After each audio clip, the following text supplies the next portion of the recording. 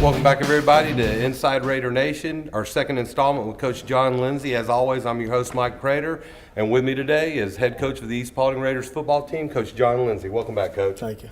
Coach, let's talk a little bit about Friday night's scrimmage game against Walton.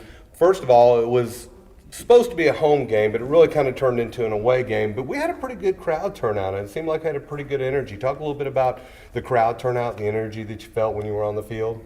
Well, it was, McEachern's got a nice place. They got a nice facility, and, we did have a lot of people come over. It's not far, Powder Springs, so we had a good turnout. And, it's a nice place to play. And, I didn't really like the scenario. I felt like we were rushed, from the time getting over there. It was aggravating they put us in a different locker room that's back there behind. It was a basketball locker room. It was small, and we didn't get much warm-up time, so we didn't get really to go through our warm-up. And, it was nice to be able to get on a good field, and I appreciate them doing it, but I would much rather been at home. Oh, yeah. Well, you get that chance this Friday night. That's right.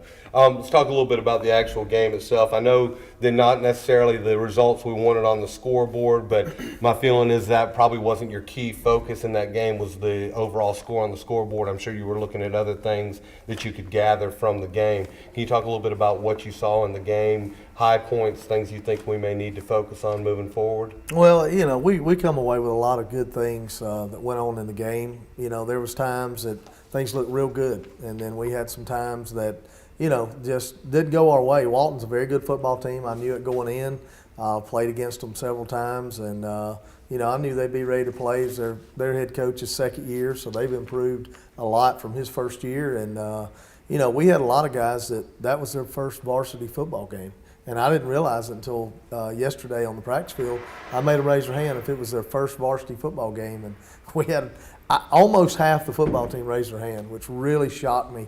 And I think they got a little big-eyed. You get there's a jumbotron there and, large crowd. And you could tell it had an effect on some of our kids. Yeah, you could kind of see it in the first quarter that the game was really fast for a couple of them. And, as you said, as it kind of went on, you saw them start to settle in a little bit. Were there any specific plays that stood out, great execution, anything you saw in the game that really stood out play-wise? It kind of reminded me of my golf game. If I can hit 2 or 3 shots back-to-back, I usually score well on the hole. That's what it reminded me of. But usually I'll hit one in the woods and have to hit it out and save par. And it's kind of the way the game went. We'd have a nice play, and then we'd follow it up with a shot in the woods. And, it's funny, we got the new sideline replay system, and the kids would come to the sideline, and I'd watch the play, and, son, why did you do this? And they couldn't give me an answer. And we're watching it on video, and, part of it's being a new offense and being in that, big environment, brand new with a real opponent across from you. You could tell it had a difference on our kids. But, we did a lot of things well. A lot of times there was 10 guys that did a great job. But, one guy didn't do his job, and it looks like, the play was a total bust. So, right. We had a lot of things. We ran the ball. I thought we call him Mojo, Maury Sanders. My gosh, he ran the ball like a big-time running back. He's He fast. hit the hole hard, and O-line did a good job. I mean, you go back and watch the O-line, I was kind of disappointed until I'd watched the play on the sideline. And then, I saw some good things from them the majority of the night, and we got to be able to throw the ball a little bit more. I thought our run game was coming around. We're going to get to where hopefully we can challenge people deep. Holden Thompson's just now really getting in the mix for us. And, Jalen Browder, he's made a difference for us this week, being those deep threat type guys for us that'll get people loose. So we had some good plays. They did some things well. Got a ton of stuff to fix like you do always on your first scrimmage. Right.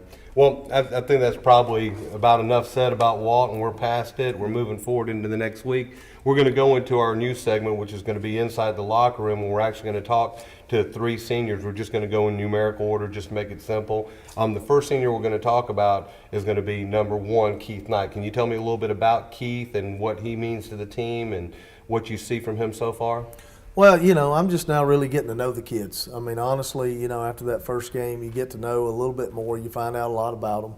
I wish I could sit here and go on, but I don't know. Until we get into a little bit more, tough situations and play more games, I don't know how long I can go on. I know this, as Keith goes, our kids go. He's a leader on our football team as far as his role. I hope he handles it well and, continues to lead us in the right way, because that's going to make us or break us, to be honest with you. So I'm hoping that, number one, he's number one jersey. I hope he'll be the number one leader on our football team. Well, me too. We talked to Keith a little bit earlier. We're going to go ahead and go to that segment right now in our Inside the Locker Room segment.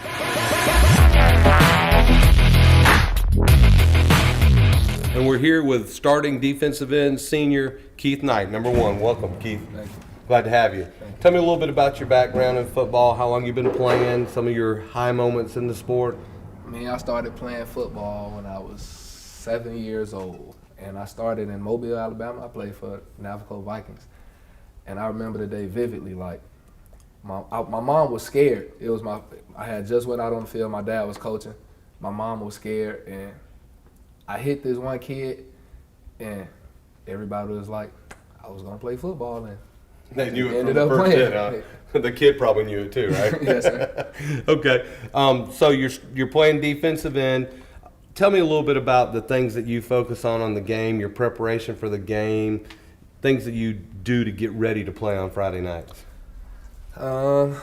Every Thursday night, I call my grandma and we pray. Pray over the team, pray for myself, pray for everybody to make it through the game healthy. And the next day I wake up, Jovan is the first person I call. I call him, be like, bro, what you thinking? And get to school, go through the school day and listen to music and get my mind right. Do you have butterflies? Do you get real nervous before the game? Do you have any pre-game rituals that you do in the locker room? No, sir, but every Friday I get checked out of school about 12:30 and go get a haircut. You go get a haircut every Friday. Okay, Yes, sir. That's a ritual right there.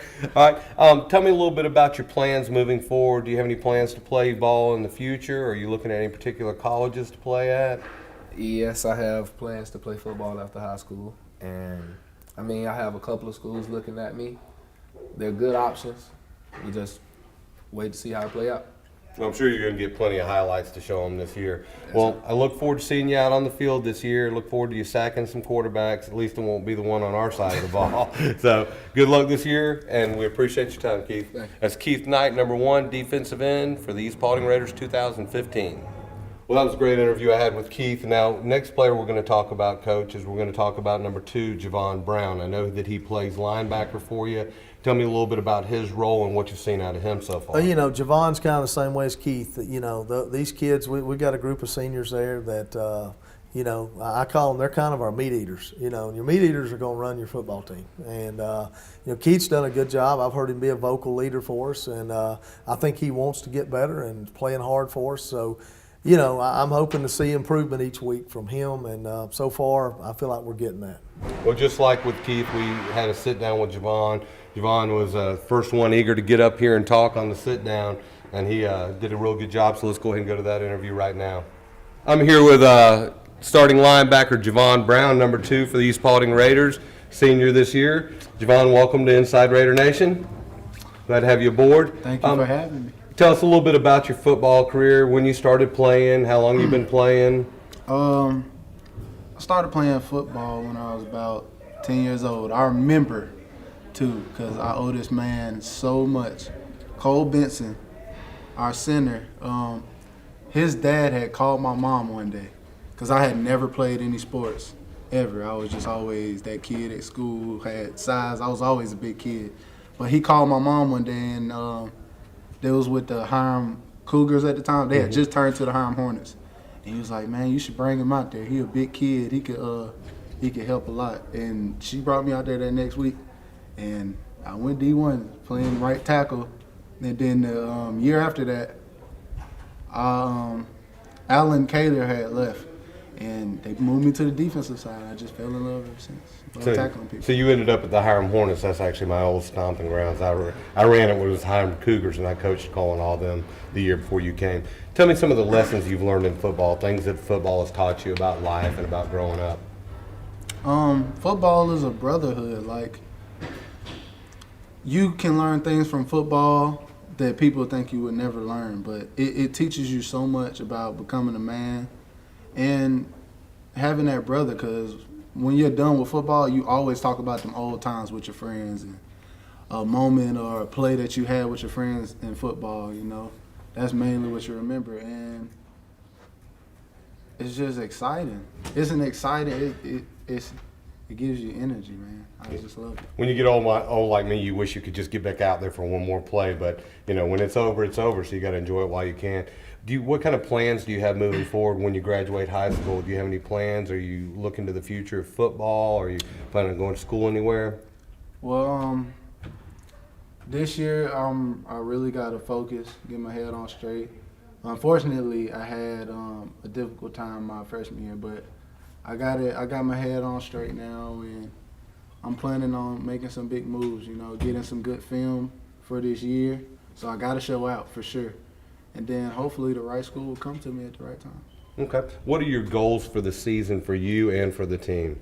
For this team, I want to leave a mark. Not just being on this wall, but I want them to remember this team specifically for something special, and not just being a part of the football team like everybody else was the past years. And as far as defense goes, because that's what I do, I want us to score every game, because I feel like if we can score the ball defensively, then we'll give the offense just that much push, or that much cushion to do their thing. So. Yeah, defensive scores definitely help turn the tide of the game. Well, Jovan, we wish you the best of luck this season. I appreciate you sitting down and talking to me for a few minutes. We look forward to seeing you out there at linebacker on Friday nights. Yes, sir. It's Jovan Brown, starting linebacker, senior for the East Paulding Raiders, number 2. Keep an eye out for him on Friday nights. Okay, Coach. Now, the last player we're going to talk about, certainly not the least, is number 3, Holden Thompson. I know that we were missing Holden for part of the summer. It's really good to see him back out on the field. Tell me a little bit about what you see him contributing on the team, how you see him helping out, and what you've seen so far with him. Well, Holden's as most people know, he's a very good athlete. His summer was extremely busy. He tried to balance football and baseball, and to be honest with you, for the situation he was in, I thought he did as good a job as he could, but he's very, very far behind football-wise. And we've got to catch him up. We're planning on him playing linebacker for us, and matter of fact, the statement that Coach Willingham, our defense coordinator, made tonight was he got a lot better today. So he's got a long way to go, just as far as getting better and taking coaching. And I want to play him on the offensive side of the ball as well. I think he'll be a great receiver for us, and he's returning kicks, returning punts, and you got an athlete, you got to get him the football. Right. And he does a good job defensively. He's fast, hard to block. So. Not a very, very vocal kid. I'll be honest with you. I know him probably the least of the 3 we've talked about, just because I haven't been around him much.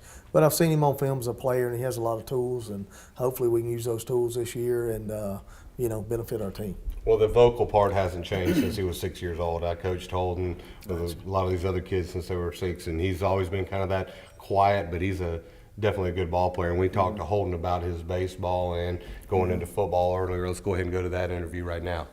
I'm here today with Holden Thompson, number 3, linebacker and wide receiver, starting senior for East Paulding Raiders. Welcome, Holden. Thank you. Tell me a little bit about your past, your youth football career. I think I know a little bit about it. Yeah, I started when I was 5. My dad got me into it. Played for the Hiram Cougars. Ended up switching over to the Hiram Hornets whenever I was older. Right. And I've been with most of these teammates like all my life. So yeah, it's kind of neat to see you guys. I mean, I remember seeing you out on the field at 6 years old, running up and down the field, and now seeing you as a senior. It's good to see you grow into such a good man. Yeah, but I had to stop for 4 years. I had surgery on my elbow, so I had to stop. Right, it was a baseball injury, right? It was both baseball and football. Baseball and football. Now you came back last year as a junior. What kind of lessons have you learned through football over the years that you think are going to help you further in life? Never had a family just like football. It's a totally different feel. Baseball, basketball, I've played both. They don't have the same feel as football. Whenever every single teammate, they're all your family. You treat them like they're one of your own. So. Yeah, I mean, you got to consider you bleed and sweat and fight with those guys, unlike any other sport. So you build a camaraderie with them that I don't think you can build in any other sport. Now, I know that you've had some stuff going on with baseball in the summer, missed a little bit of time. Tell us a little bit about what you got going on in baseball. I know that you competed in a World Series type event. Yeah, it was earlier I did a national championship tournament, and we ended up winning that, and then we qualified for a tournament in New Mexico. And in that tournament, there was over 5,000 people at some of the games. Major League Scouts were all there. You'd sign autographs. It was a pretty cool experience. Well, we're certainly glad to have you back on the football field. We've been waiting to get you out there. Tell me a little bit about your plans for the future. Do you have plans for further playing sports? Are you looking at any particular colleges? Hopefully sports. Okay. Haven't decided a specific one, but I'll probably, I don't know, haven't decided like which exact sport I'm going to do. It'll probably be whatever my best option would be at the end of the day. Okay. So. Okay. Welcome back. I know a certain quarterback that's glad to have you back on the field, and I look forward to seeing you catch some touchdowns this year and wipe some people out on the defensive side of the ball. Thank you. Well, Coach, it definitely looks like you've got a lot of talent on the defensive and offensive side of the ball with those three guys. I look forward to seeing those guys contribute on Friday night. Now getting to it, speaking about Friday night, we know what's coming up this Friday night. The 21st at 7:30 on our home field, the first game on the turf, Altoona, defending region champs, semifinalists, and they carry possibly one of the best running backs in the state, number 3, Russell Hallman. Talk a little bit about what you've seen from Altoona and what are going to be the keys to controlling or keeping Hallman in check, because I think that'll probably be the hardest task we have going into Friday. We're not playing Altoona Friday night. We're playing ourselves. We're really playing ourselves every Friday night for the next several. We limit mistakes as far as turnovers, stupid penalties, big plays. We'll have a chance against anybody we play against. I mean, you look back Friday night, we turned the ball over in the red zone, and I'm going back to Walton, and I know we said we wouldn't, but, we had a couple of stupid penalties. We turned the ball over, especially deep in our own territory, and, we battled ourselves. They made some great plays, Walton did, don't get me wrong, and Altoona has the potential to bust one long every play.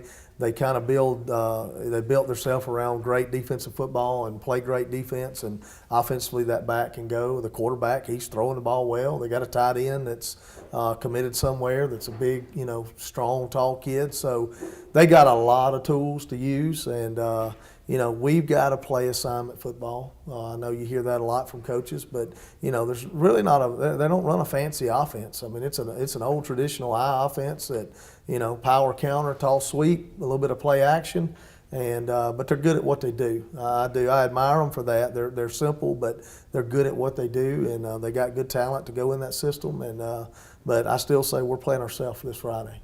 Well, as you probably know, Altoona graduated 30 seniors last year. So does that make it more difficult for you in prepping for the game that you don't have film on the guys that are stepping up, or does it really not a factor when you're going into the game? This early, it's really not a factor. I mean, you really, you don't have enough film. We've watched a little bit of a scrimmage on them. You really don't have enough film to go on to be able to, get a lot of tendencies and things off of it. So, we'll line up Friday night. You watch all you can. You try to watch everything you can, but, it's not a lot of tendencies. We're going to line up and play football, and, we're trying to set the tone for what Raider football is right now. We're still searching for Raider football. That's what we're looking for. And, until we find Raider football, it's, we're going to have to keep digging. Well, on the offensive side of the ball, last thing, Coach, are there any keys that you're looking for that we need to execute well? What do you think is going to be the key to executing on the offensive side of the ball this Friday night? Well, I feel like we've kind of simplified things even a little more this week, and it goes back to fundamental football. We've got to hang on to the ball and get first downs. The other night we didn't get first downs. Even the touchdown plays that we had were long runs. So, we kept our defense on the field way too much. And being an old defense coordinator, I know what happens when you do that. But I thought our kids played well defensively there, but we just kept on the field too much. So offensively, we got to get first downs and not turn the ball over. Sustain more drives. Absolutely. On offense. Okay, Coach. Well, as always, we appreciate your time on the Raider Nation. Any last words for the Raider Nation going into Friday night? I'm a pretty simple guy. I'll be honest with you, words. Just we'll be ready to go Friday night. I know everybody's excited about the stadium. I'll be honest with you, I'm just ready to get on one that's really lined and ready to go. And, I hope our kids don't get big-eyed, and, I hope fans enjoy the game, and hopefully we'll give them something to cheer about. I think you will, Coach. Well, thanks, everyone, for tuning in again. I want to remind everybody, be at the Boneyard on Friday night, 7:30, August 21st. Wear your black, and let's cheer on the Raiders to victory. Thank you.